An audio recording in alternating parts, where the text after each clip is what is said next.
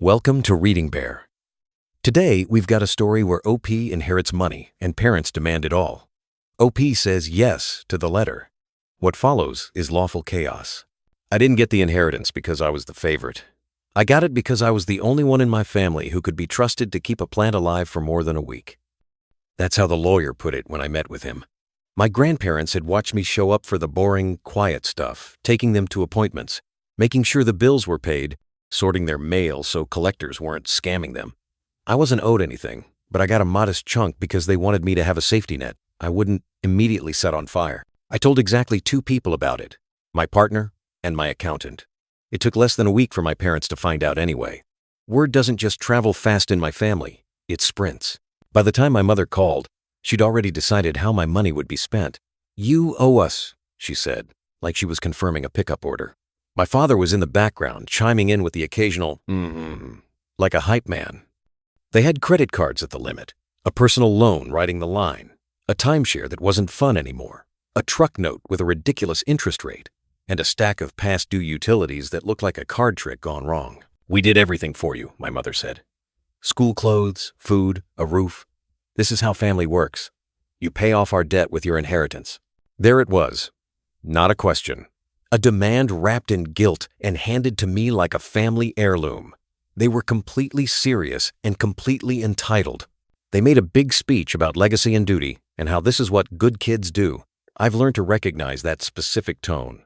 The one that says, "I'm going to say family a lot and hope it scares you into doing something dumb." I could have said no. I could have argued about boundaries and old history and the years I spent working part-time jobs while they bought toys. I could have reminded them about the times I covered a bill, the times I came home from school to a note that said, "We'll pay you back next paycheck." It would have turned into a screaming match, and then a silent treatment, and then a slow build back to the next disaster. It always does. But I also learned a different trick from those quiet years of paying bills for my grandparents. When someone makes a ridiculous demand that's technically possible, you don't fight it head on. You comply so literally that the weak parts of their idea tear open under their own weight. If you're going to declare, "You owe us," then you'd better be ready to deal with what an actual payoff looks like. So I told them yes. I said it calmly and slowly, and with zero enthusiasm, so they wouldn't hear victory in my voice. "You want me to pay off your debt with my inheritance because I owe you. Okay, I'll pay off your debt. But it has to be done properly. No cash handoffs, no bags of money in the kitchen. All debts will be verified, and they'll be paid directly to your creditors. I will need everything in writing, and I will need control so I can talk to the banks. Otherwise, I can't do it." They were so desperate to hear yes that they didn't hear the rest. My mother cried grateful tears. My father promised I'd be taken care of socially, which meant I'd get my name cleared in the family group chat. I called my accountant. I called a consumer attorney who had handled my grandparents' estate paperwork. I explained what I planned to do. I wasn't trying to be clever in a sneaky way. I wanted it clean and legal. We drew up a simple but tight agreement that said, I would pay verified debts in my parents' names, directly to the creditors, up to a ceiling amount that I set and controlled. I would receive a limited power of attorney to negotiate, request statements, and settle accounts in their names regarding those debts only.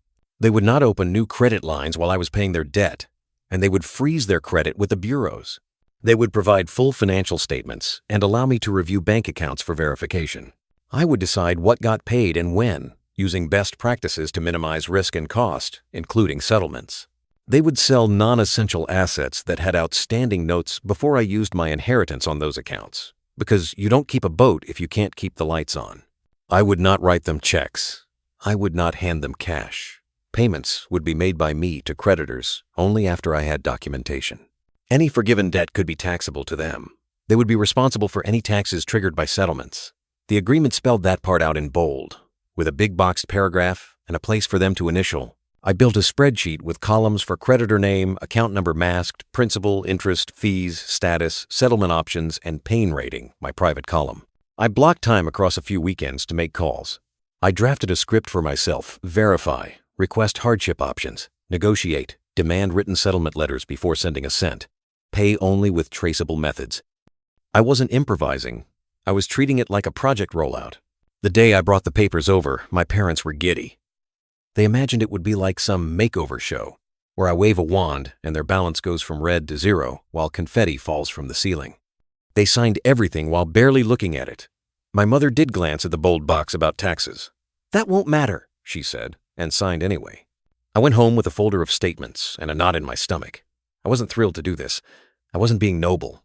I was following the rule they set because I knew exactly where it would lead. The reality of their debt looked like a junk drawer dumped on the table. 3 major credit cards, all above 90% utilization. 2 store cards that existed purely to trap people into buying appliances at 29% APR. A personal loan from an online lender that had fees on top of fees. A little payday loan that had grown legs. A utility balance with late penalties that kept stacking. And a timeshare maintenance fee that might as well have been called a regret tax. Then there were the toys. A boat with a title loan at a predatory rate. A side-by-side for hunting season that mostly served as a way to drive from the garage to nowhere. A truck with negative equity attached like a barnacle. It wasn't a collection of bad luck. It was a museum of bad decisions. I started with the credit bureaus. I sat with my parents while they froze their credit. It was like taking the matches away from kids who swear they're done with campfires. They complained. I held firm. They read the agreement they had signed. They grumbled and froze the credit.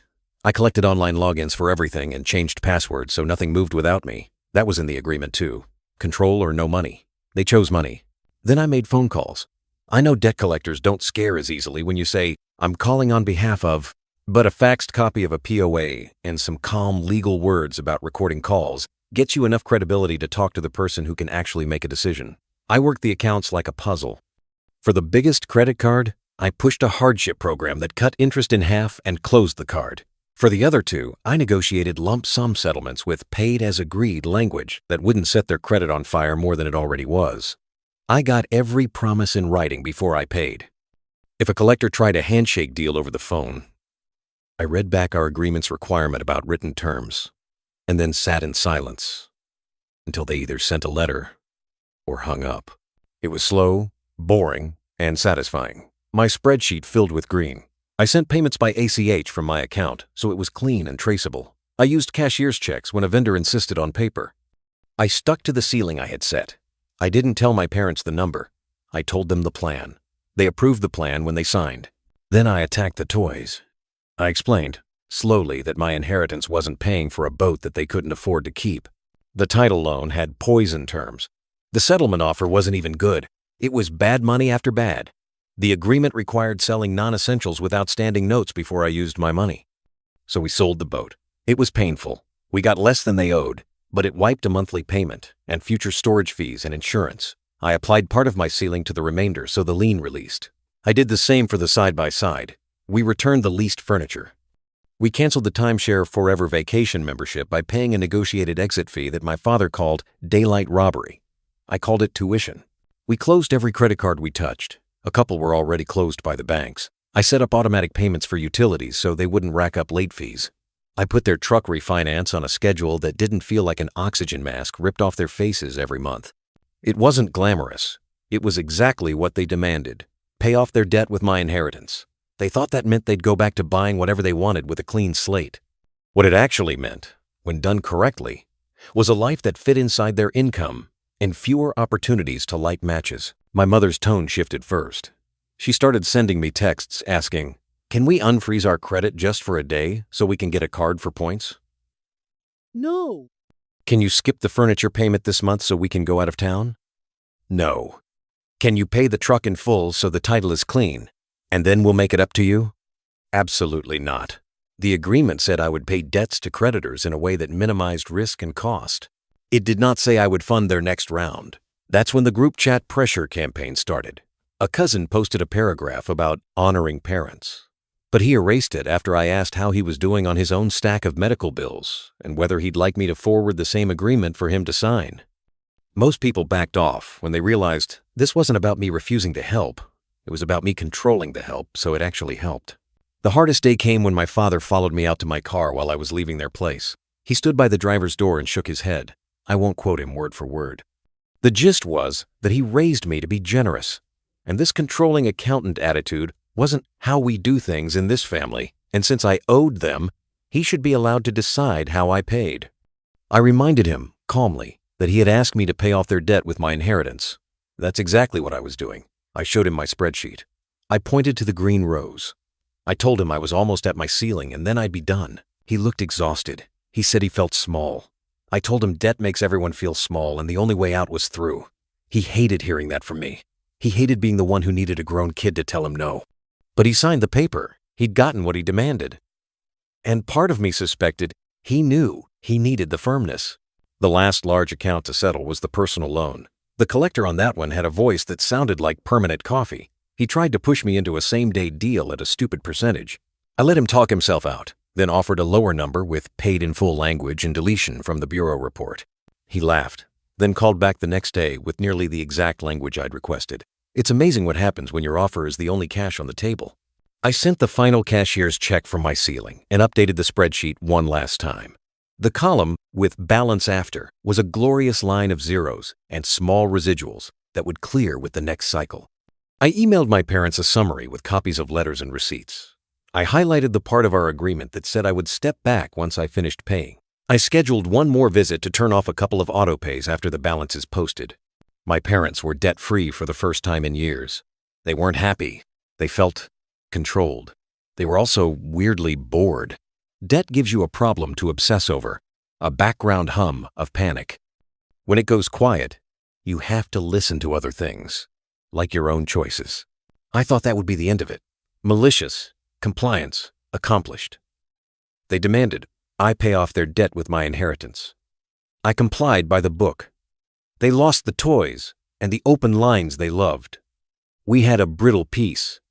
But malicious compliance has a long tail when you do it right. The tail showed up when tax documents started arriving. If you've never settled debts, here's a fun surprise. A lot of forgiven debt is considered income by the tax folks. There are exceptions in solvency, certain types of mortgage debt, other specific carve-outs, but the general rule is that if a creditor writes off part of what you owed, they may send you a form that says, "This amount we canceled, that's money to you." My parents got a small stack of those forms. Not giant numbers individually, but together they looked like a side job that never actually paid. I had warned them in writing, with a bold box and a place for initials. They initialed. But warnings in advance and shock in the moment are different animals. My mother called me not to discuss, but to accuse me of creating a tax bill. My father took his turn and said, I should handle it since I'd handled the rest. I handled it by pulling up the agreement and sending screenshots of the page that said they were responsible for any taxes resulting from settlements. I sent links to the public guidance about cancellation of debt income. I offered to connect them with a tax preparer. I also offered to send over a worksheet to see if the insolvency exception applied to them in any of the relevant months, which could reduce or eliminate some of that income. I was being nice. I'd already done what they demanded. I didn't have to be nice. They lapsed into silence, and then into another group chat bad-mouthing campaign. The new angle was that I'd saddled them with taxes. I responded once with the screenshots, and then muted the thread. My aunt called to say she didn't understand the details, but if I said I warned them, she believed me. That's the thing about doing everything in writing. The people who care about fairness can see it. The people who only care about the outcome will be mad, no matter what. I didn't leave them to drown. I met them at the tax preparer's office. I brought the settlement letters and the 1,099 forms and the bank statements. We went line by line. The preparer walked them through the insolvency worksheet. Some of the canceled amounts were partially offset. Some weren't. It still added up to a bill that would have been smaller than the interest they would have paid for another year if I hadn't negotiated in the first place. They didn't want to hear that. They wanted a villain. It was easier to be mad at me than mad at math. They set up a payment plan. They didn't like it. They didn't like any of this. Every point along the way where I had made a choice, I had chosen the adult thing. They had demanded the headline result pay off our debt, and I delivered the unsexy steps that made the headline true. The predictable negative outcome for them wasn't just the tax bill. It was the loss of chaos. They couldn't open a new card. They couldn't manage cash flow by skipping the car payment and throwing a barbecue instead. Their life got smaller and calmer. They hated it. If you're waiting for a reconciliation arc, you won't get a hallmark moment. What I got was quiet and space. I stepped out. I made it clear that I was done. The ceiling was spent. The agreement had ended. I removed myself from their online bill accounts. I unfroze my own brain. I went back to living like my grandparents wanted me to. Boring, steady, careful. I put what remained of my inheritance in a place where compound interest would mind its business. There was a coda, though. It came months later when my mother texted me a photo of some online shopping cart and asked if I could just order it for us, and they'd pay me back. Old habits. I said no. She sent a paragraph about family. I replied with a screenshot of the agreement's end date and a single sentence. I paid off your debt with my inheritance, exactly like you asked. She didn't reply. I think that was the first time the wording clicked for her. I didn't help them out. I didn't contribute. I did exactly the thing they demanded. The best moment came from my father, of all people. He stopped by my place unannounced, annoying, but fine, and sat at the kitchen table without his usual bluster. He said, in a small voice, that their payment plan for the tax bill was almost done. He said the house felt different without statements cluttering the counter. He said he missed the truck he wanted to upgrade to, but their current one worked and they didn't argue about gas anymore. He didn't thank me. That would be too much for him, but he didn't blame me either. That's as close to peace as we might ever get.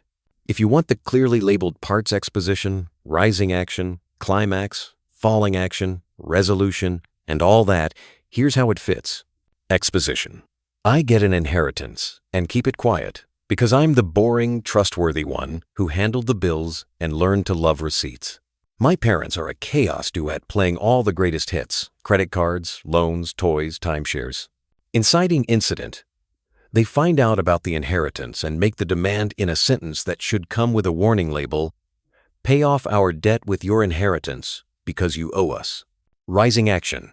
I say yes and weaponize paperwork.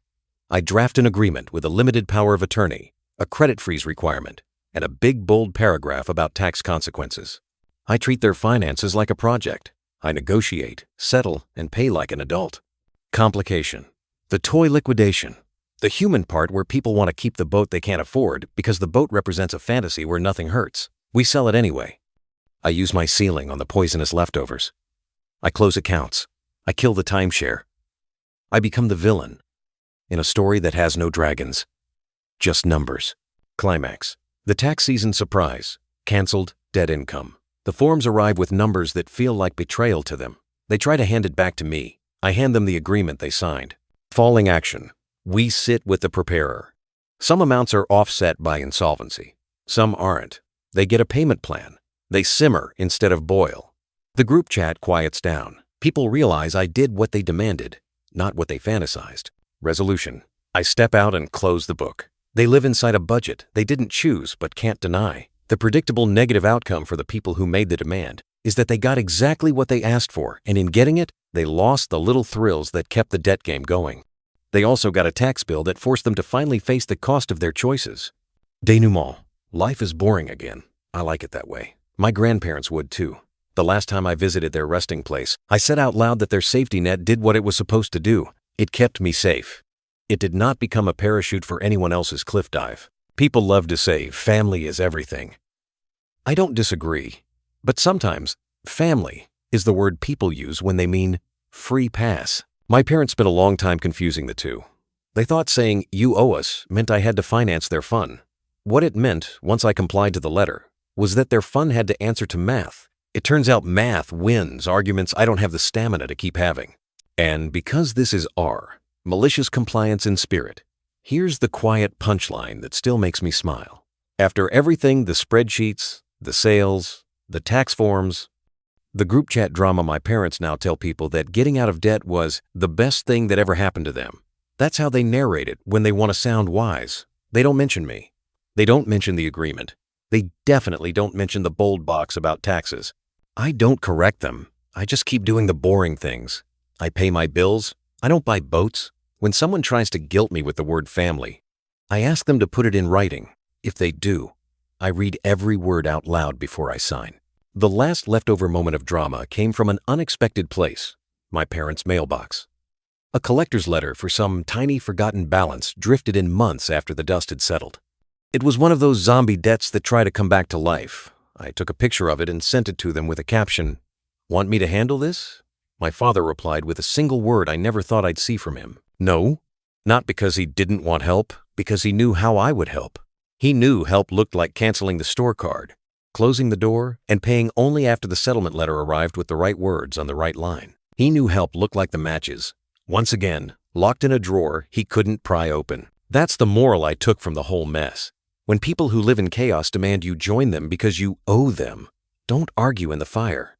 Walk them to the sink and turn on the water. If they want you to help, help. If they want you to pay, pay by their words, not their fantasy. And if they sign something they don't read, keep a copy. I didn't cure anyone. I didn't make my parents into different people. I complied with their demand like a machine that reads plain English and follows directions exactly. The bad thing that happened to them wasn't punishment I invented. It was the predictable fallout of asking for the headline and ignoring the fine print. And for anyone who's been where I was doing math at the kitchen table, for people who think budget is a curse word, here's my one piece of advice you didn't ask for. If you're going to say yes to an unfair demand, make it a real yes. Get it in writing. Do it right. Let the process be the lesson. If they learn it, great. If they don't, at least the next time someone says, "You owe us," you'll know exactly what it costs to pay in full. Anyway, thank you for watching. See you again tomorrow.